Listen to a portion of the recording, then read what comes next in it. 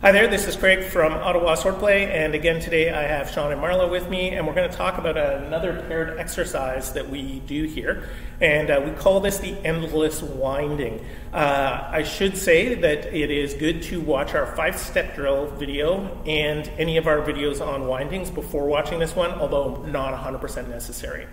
So the idea of the endless winding drill is to train yourself to look for where you can go next in a controlled circumstance that you can then transfer the skill later. So we have two ways of starting this. One is that our two participants can start in their shoulder guard, and then one of them will do a strike, setting forth, and the other one will do a counter strike, and now they have come to the bind. So Marla is now in control of the bind, meaning her weapon is pointed at Sean, and his weapon is not pointed at her. She is safe from him.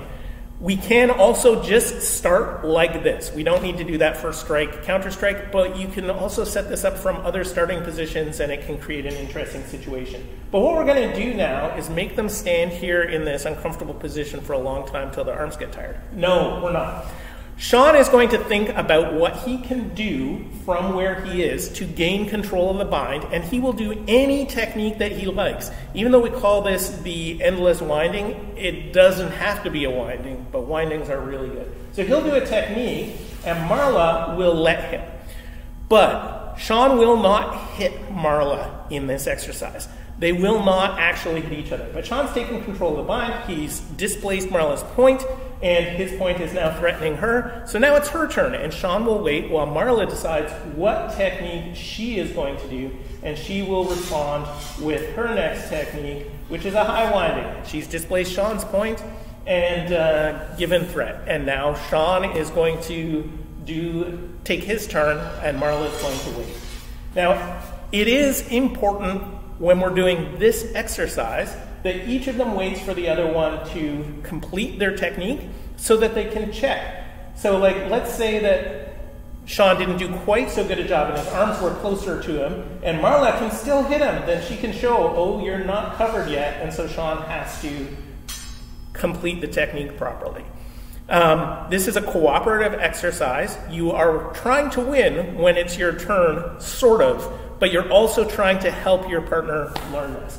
And it can go on for as long as you are able to keep doing the things. You can always add new things. Now, a couple of small complications I should add. There are times Marla could wind over top and push and aim for a low target right now, in which case Sean is actually in a good position to sort of step back and extend high, giving threat. And this is a legit technique.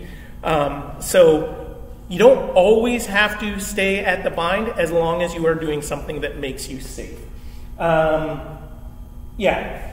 So with that said, though, remember that we are not also doing techniques that will end the fight. So Sean is not allowed to step in and wrestle Marla or something like that, that then turns into a very different kind of situation. All right, so that is the endless winding, and I hope that is useful. And if you can use something that you have not been taught as a technique and make yourself safe while giving threat to the other person, it is a good technique. Bear that in mind. We do like to practice the specific techniques that are from our system, but if something works, it works. And probably it's actually in our system, you just haven't learned it yet. All right, thank you, have a good day, and we'll see you next time.